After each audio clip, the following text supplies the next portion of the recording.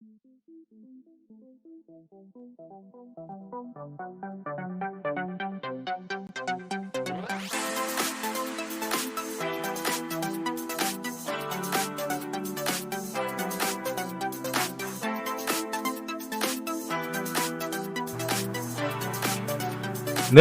안녕하십니까. 오늘도 한 주 동안 잘 보내셨는지요? 오늘도 이렇게 녹화 방송으로 찾아왔습니다.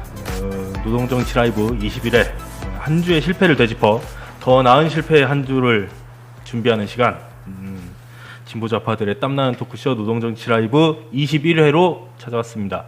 노동정치 사람 미디어 팀장 유거모입니다.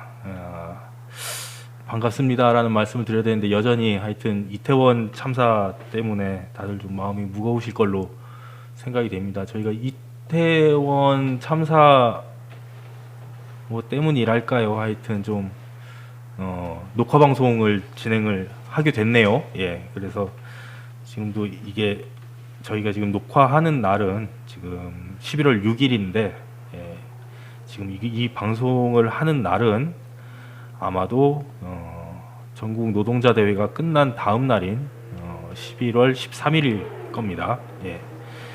어제 집회가 어땠을지 모르겠네요. 이 방송이 나간 시점에서 예. 아마도 이태원 참사에 대한 얘기를 그 집회에서도 다루지 싶은데 사실 어제 그러니까 11월 5일 토요일에도 서울시청 앞 그리고 뭐 서울역 앞 뭐 이런 데에서 집회가 있었던 걸로 알고 있습니다. 이태원 참사를 이제 추모를 하고 뭐 이제 윤석열 퇴진하라는 촛불 집회가 있었던 것 같고 그리고 삼각지에서는 또 뭐 보수 단체에서 문재인 때 뭐 했냐는 내용으로 또 반대 집회를 하고 뭐 이런 좀 혼란스러운 양상들이 있었네요. 예. 근데 뭐 지난 한 주간 좀 보니까는 역시 국가 행정이 좀 제대로 안 돌아갔던 측면들이 많이 보였습니다. 그래서 사실 또 이게 또 나라냐라는 그런 물음을 다시 한번 던질 수밖에 없는 그런 현실을 확인을 했는데 그래도 굳이 비교하고 싶지는 않지만은 비교를 하자면은 세월호 때보다는 그래도 좀 최소 대통령실은 좀 나왔던 것 같기도 하고 그렇네요. 대통령실이 그래도 경찰청보다는 빨리 알았다는 거 아닙니까?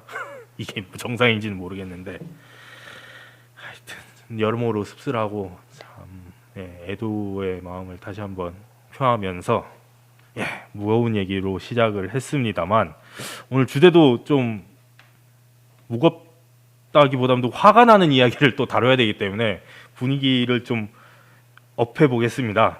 오늘 모신 손님은 저희 노정사 회원이시기도 하고 한국 여성정치 네트워크 운영위원이신 안소정 회원 모셨습니다. 안녕하십니까?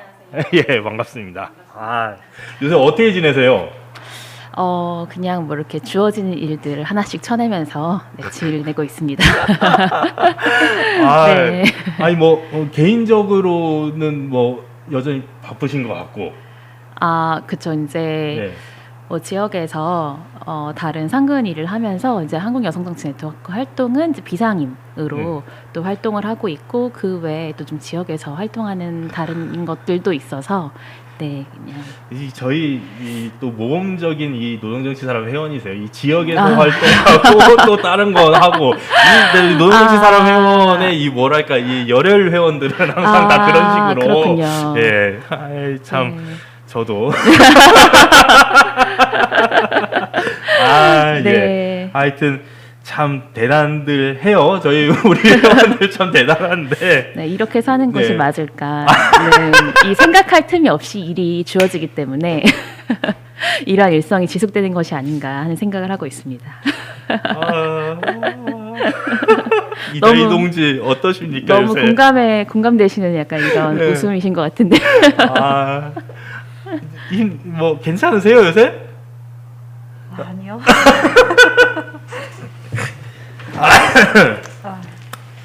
참 우리가 열심히 살고 있습니다. 열심히 살고 있는데 우리 좀 쉬는 시간들이 필요해요. 이제 연말이 다가오는데 이 또 연말에 제일 또 이 활동가들이 바쁘거든요. 왜냐면 이제 저희가 어쨌든 단체들을 하고 있고 뭐 말하자면은 조직 활동가 아니겠습니까? 예, 그렇기 때문에 이 또 우리 회원들과 함께하는 우리 식구들과 함께하는 그런 일들을 준비해야 되기 때문에 항상 이 12월이 다가오면 긴장이 되고 정신이 없고 그리고 이제 또 내년 총회를 이제 해야 되니 많은 것을 준비해야 되는 시기가 지금 11월, 12월, 이제 1월 이런 때인데 응원 부탁드립니다. 네네. 응원드립니다.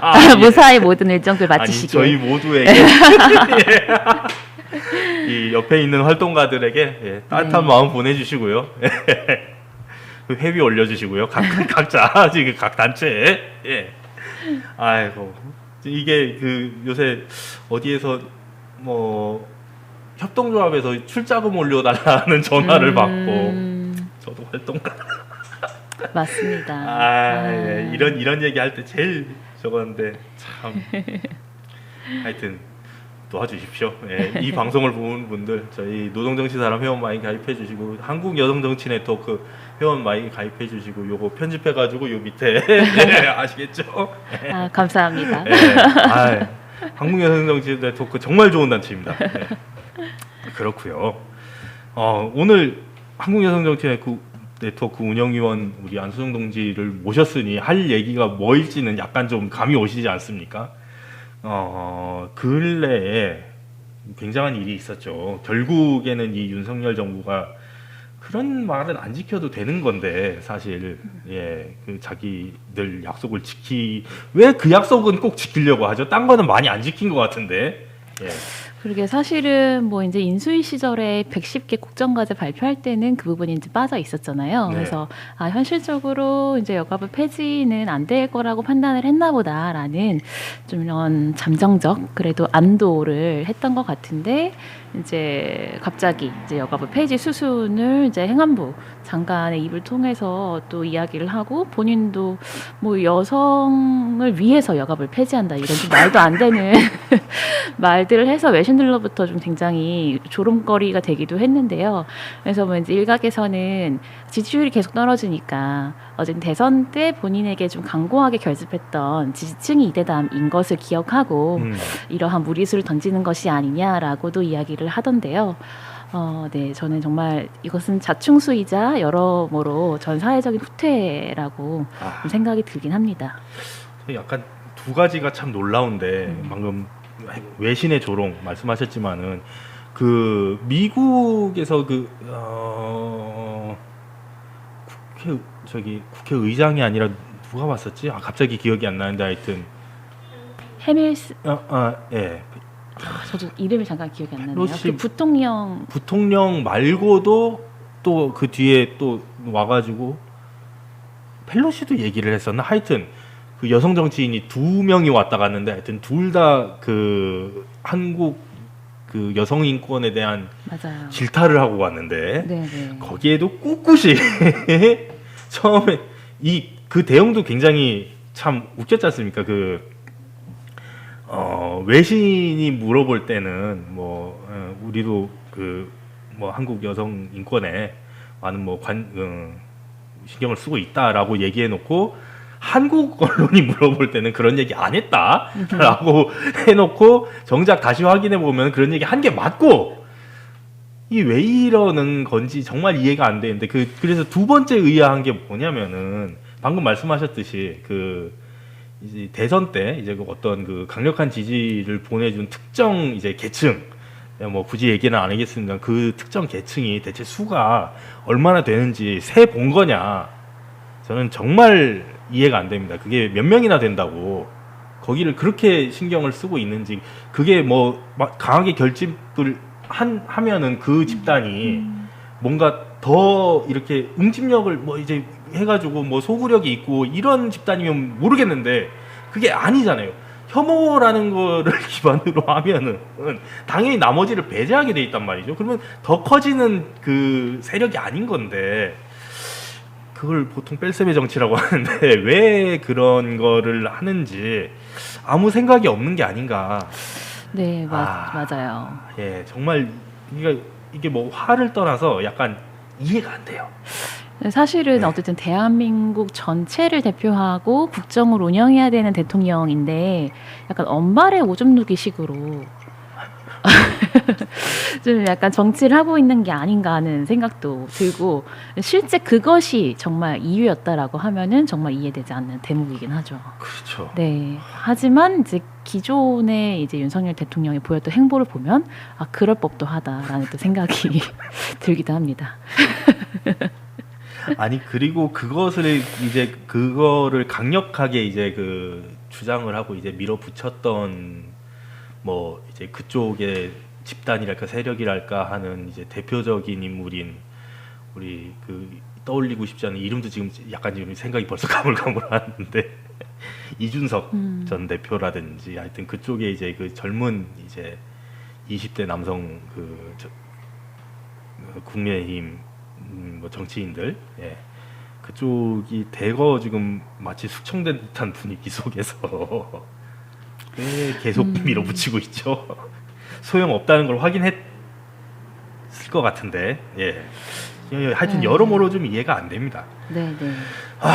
그런 어쨌든 이런 와중에서 사실 이 여가부 폐지를 이제 정부 여성가족부 폐지 정부 조직 개편안 확정 발표하기 직전에 바로 사실 신당역 스토킹 살인 사건도 있었고 뭐 그 이전에도 좀 굵직굵직하게 이 여성 대상 혐오 범죄 사건들이 있었는데 그런데도 이거를 이렇게 밀어붙인 거에 대해서도 사실 의아하죠. 뭐 좀, 네네. 예, 그 이전에 있었던 그 사건들에 대해서는 혹시 뭐 한연에선 뭐 성명 발표라던가 이런 거 하셨었죠? 저희가 성명 발표는 못했어요. 최근에 이제 특히 이제 성명이나 논평 같은 경우를 좀 많이 발행하지 못하고 있고 지금 수행하고 있는 좀 사업들을 중심으로 좀 이제 진행을 하고 있는 상황이긴 한데요. 저희는 정말 이건 당연히 일어나지 않았어야 할 근데 사법부도 그랬고 뭐 경찰도 그랬고 너무 안이하게 좀 대처했던 부분이었다. 라고 생각을 하고요. 잠깐만요. 제가 근데 이야기를 하면서 생각해보니 신당역은 냈던 것 같아요. 냈어요. 네, 신당역은 냈어요. 신당역은 냈고 여가부 폐지에 대해서는 네네네 못 냈습니다. 네네네. 하여튼 신당역 사건 같은 경우에는 정말 이 뭐랄까 이 사실 노동의 측면 여성 노동의 측면에서도 이 지하철 공사가 정말 이 사태 수습에 있어서도 너무 말도 안 되는 그 결론을 내서 사실 그거를 대책이랍시고 냈는데 그러니까 사실 2인 1조 근무를 뭐 좀 의무화해달라라는 게 노동조합의 요구기도 했고 그랬는데 그게 아니라 여성들을 오히려 그 이제 페트롤에 제외하겠다라는 그런 황당한 오히려 여성 인권을 더 후퇴시키는 그런 대책을 내놔서 대체 인식이 정말 어느 시대에 가 있는 건지 정말 좀 의심스럽기까지도 한데 사실 펜스룰식 대책이죠. 예. 펜스 그렇죠. 그래서 결국은 어떻게 됐는지 모르겠네요. 그런 거를 철회를 했는지 그 이후에는 어떻게 됐는지 잘 모르겠는데 여튼 네네. 이렇게 여성 인권이 뭐 진짜 직전직하게 후퇴하고 있는 진짜 시점에 이 여성가족부 폐지 뭐 이제 확정을 지었습니다. 혹시 이 여성가족부 폐지에 대해서 이제 뭐 대표적인 내용을 제가 좀 일단 먼저 설명을 드릴까요? 예. 정부 조직 개편안이 나왔는데 일단 첫 번째로 이제 그 여성가족부가 참 원래도 사실 이게 뭐랄까 여성 인권 신장의 입장에서는 좀 불만스러운 그 부분이 있었죠. 예. 이 가족 그 정책에 집중돼 있는 그런 부분들이 있었지 않습니까? 예, 그래서 청소년 가족 기능 그리고 그다음에 양성평등 기능 그리고 그다음에 권익 증진 기능 요런 거는 보건복지부의 이제 인구 가족 양성평등 본부 왜 양성을 계속 넣는지 일단 이것도 화가 나는데 여튼 예, 거기 그런 본부를 신설해서 거기다가 이제 이전을 시키고 그다음에 여성 고용 기능 이 부분은 고용노동부에 이제 뭐 무슨 여기는 본부를 신설하는 것도 아니고 통합 고용 정책에 녹여내겠다. 뭐 요 정도로 아주 그냥 뭐랄까요? 이거는 땜질도 아니고 그냥 완전히 와해를 시키고 하여튼 뭐 보건복지부가 그냥 알아서 해라는 느낌이에요. 느낌은 예. 네네. 예, 이런 식의 개편안을 내놨습니다. 좀 이거에 대해서는 어떻게 보셨는지요? 사실은 이제 가족 정책 기능 같은 경우에는 계속 붙였다 뗐다 했던 부분이었잖아요. 네. 98년도에 DJ 정부에서 이제 대통령 직속 여성특별위원회 설치를 했고, 근데 이것이 위원회급으로는 여성의 권익 증진과 이와 관련된 것들을 좀 통일성 있게 추진하기 어렵겠다라고 해서 2001년도에 여성부를 개설했고, 2005년도에 이제 노무현 정부 들어서 여성가족부를 해서 보건복지부 가족기능이 같이 됐던 거고, 또 이명박 정부 들어서는 여성부 원래 폐지를 하고 싶었는데 반발 때문에 폐지는 못하고 가족기능 빼면서 예산의 한 95.5% 삭감하면서 여성부로 다시 개편을 했고, 그리고 나서 또 이제 다시 여성가족부가 됐던 건데, 사실 이제 여성가족부, 특히 이제 가족 기능이 들어오게 된 방법들을 보니 2005년도에 가족 기능이 여성가족부로 시작하면서 들어오게 된 건데, 그 전에 2004년에 건강가정기본법이 제정이 됐더라고요. 근데 그 건강가정기본법에서 가족의 정의를 혼인, 혈연, 입양으로 이루어진 가족으로 했고, 그다음 명칭 자체도 건강가정기본법으로 해서 건강한 가정과 건강하지 않은 가정을 좀 분류하는 방식으로 해서 굉장히 논란이 있었고, 여성계의 반대도 있었고, 해서 근데 실은 그러한 건강가정기본법의 바탕을 둔 가족지원 정책, 가정지원 정책을 또 수행하는 부처로서 여성가족부. 그러니까 사실은 성평등한 정책들을 수행하기에 좀 그 여성가족부란 이름으로는 좀 출발부터 한계가 있었던 부분들이었기 때문에 이런 부분들에 대한 전반적인 논의와 함께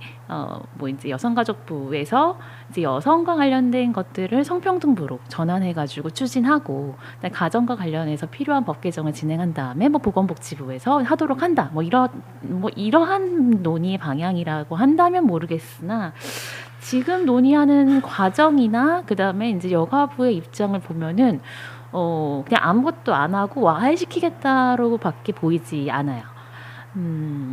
그래서 지금 여기 정부 조직 개편 방향 보면 이제 뭐 인구, 가족, 아동, 청소년, 노인 정책, 어떤 것 하나도 제대로 안 하겠다는 얘기 같이 들리고요. 그다음에 이제 양성평등 정책, 그래서 권익보호 증진 정책. 사실 이거를 하려면은 별도의 부처가 있는 게 많은데 공용부처인 보건복지부에 이거를 맡겨놓는다는 것 자체가 실은 신경 안 쓰겠다라는 이제 소리로 보이고, 그다음에 이제 고용노동부의 여성고용 기능 관련해서 이제 하겠다고 하는데, 최근 그 시사인 기사를 보니까 2009년부터 그 적극적 고용 개선 조치와 관련한 법이 개정되면서 그 어쨌든 중대 기업들이 제출하는 이 현재 여성 남성 고용 현황이라던가, 그다음에 직급별로 직급 1, 2, 3별로의 이제 고용 현황, 받는 임금의 수준, 이런 것들에 대해서 쭉 받아가지고 기업들이 적극적으로 성별 임금 격차에 대해서 좀 개선할 수 있는 기초 데이터를 만들 수 있는 것을 그냥 고용노동부가 시행령을 바꿔서 그냥 총 여성 남성 고용 인원수와 그냥 그 임금, 굉장히 2줄짜리 표로만 그냥 간소화해서 제출할 수 있도록 바꿨더라고요. 근데 이거는 지금 현재의 이런 임금 격차나 이제 여성 고용 현황에 대해서 세밀하게 보지 않겠다. 왜냐면 그렇게 바꿔버리면 실은 하위 직급에서는 여성 고용이 더 많기 때문에 오히려 그렇죠. 남성이 역차별 당하는 것처럼 데이터에선 보일 수도 있고